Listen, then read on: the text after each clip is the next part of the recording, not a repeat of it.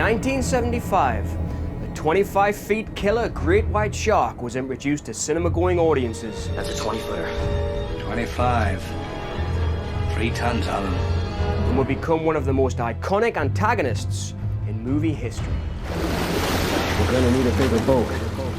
The shark's image will become a touchstone for poster artists, be parodied in an unbelievable number of other films,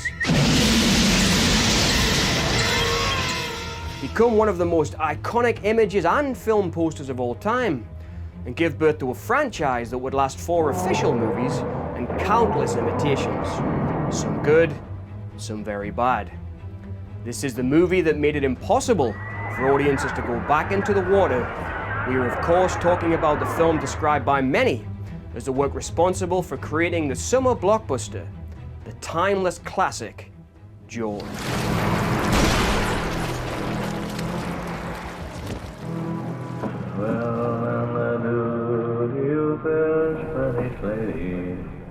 Director Steven Spielberg's Jaws dove onto cinema screens in the summer of 1975 with its Hitchcockian approach to less is more in the violent shark attack scenes.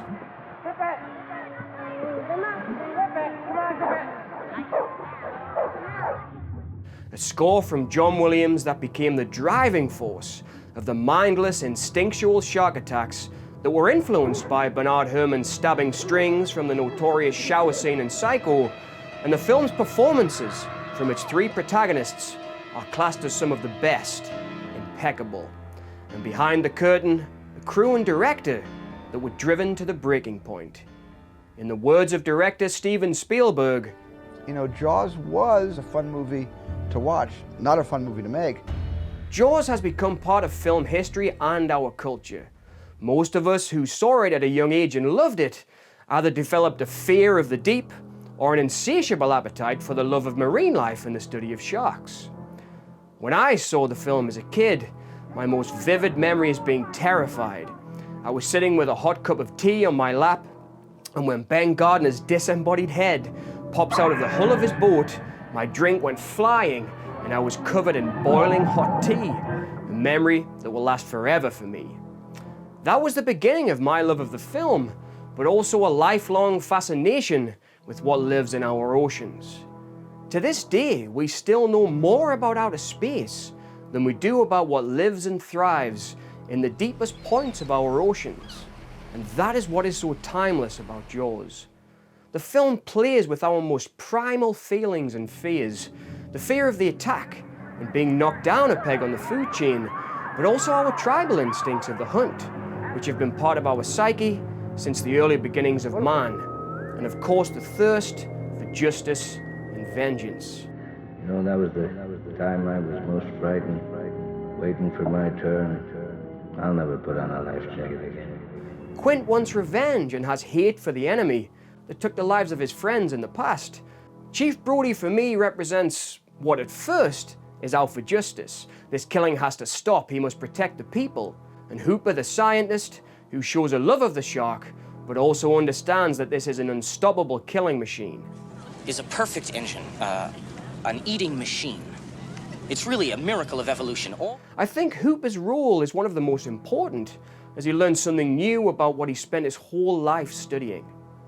The 3 protagonists are all at odds with each other. All right. Hey, I don't need this. I don't need this working class hero crap. But together they find a common ground in that they are part of this tribal hunt. Hooper, what exactly can you do with these things of yours? This is similar to other classic stories that have had successes, such as Lost Horizon or Planet of the Apes, where we have the cynic, the scientist, and the hero. Dodge there, he's not like me at all. He'd walk naked into a live volcano if he thought he could learn something that no other man knew. But you're no seeker. And this is what has always fascinated me from a filmmaking standpoint about Jaws. It follows a lot of the classic cinema tropes, and I think the film has lasted the test of time and gone on to be a classic all over the world because it is a timeless tale of 3 characters facing their demons and are up against a seemingly unbeatable foe, the classic story of survival, the quintessential, no pun intended, tale of human survival and overcoming our fears and limitations. Martin hates boats. Martin hates water. Martin, I guess it's a childhood thing. There's a clinical name for it, isn't there? Drowning. The film is of course influenced by the thematics and the morals of the tale Moby Dick. Just like Ahab, Quint's demons will eventually kill him because he is filled with hate, but boy does he go down swinging. He is the primal hunter and is consumed by his obsession.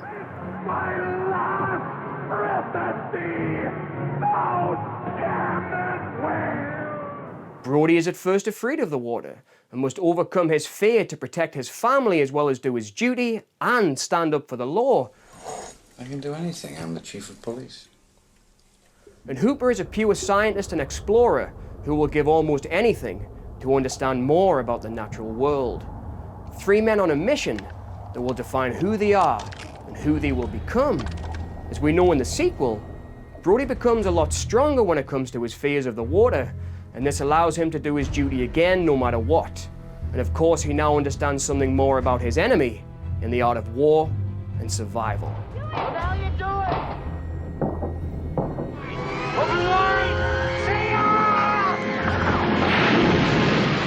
It is the art of storytelling at its simplest, but also its most relatable to an audience. I think the film also stays popular with newer audiences because it's a small town movie.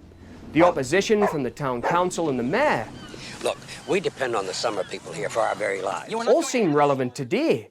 And if you look at Amity as a microcosm, it is as much a film about man versus the system as man versus a killer shark. Brody is the everyman who has bills to pay, a loving relationship and family. I know it's for the old ladies, but just do it for the old man, huh? He is dealing with the higher-ups and problems of day-to-day living. You gonna shut down the beaches on your own authority? And I think a lot of what makes Jaws such a successful film is that we all often need to see a hero like this to inspire us when we feel like we are fighting a losing battle. This is the true power of cinema, and the way it can inspire us as much as entertain us. Part of what succeeds about Jaws is the simplicity of the way the story was told, and the fact it's three men in a boat. When you come right down to it, you know, three survivors who all have problems with each other. This story of Brody's triumph of will and hard work to survive in this alien ocean could easily be a mirror of Spielberg's battle to get the film made, as Jaws was a very difficult film to shoot. One of the first productions to ever shoot on the open ocean, instead of using sets and sound stages, made it a day-to-day battle, but one that would pay off and begin the career of one of the most successful filmmakers the world has ever known in Spielberg, showing that determination and passion can really pay off. But the bottom line is I'm grateful because I went through a kind of baptism of water. But I came out of it with a career.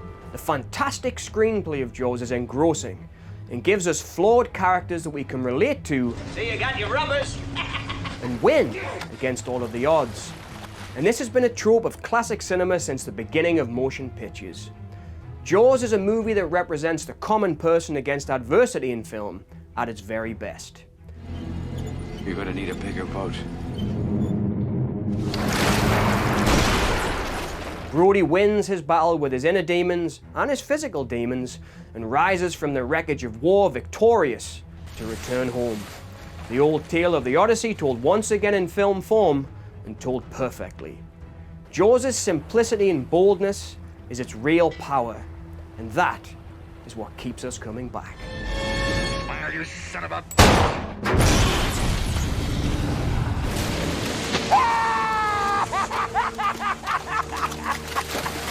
This is only really the tip of the iceberg when it comes to Jaws, but I thought for this first attempt to analyze and review the film, I would look at what I admire the most about it, which is the hero's journey. So I hope you've enjoyed this quick look at what is considered as one of the first big summer blockbusters. A film that holds a special place in the hearts of its fans and has a really special place in the history of cinema. What are your favorite memories of Jaws? Let me know in the comments below. If you would like to hear more about Spielberg's Jaws and other classic works of cinema, please remember to like and subscribe. And as always, thanks so much for listening.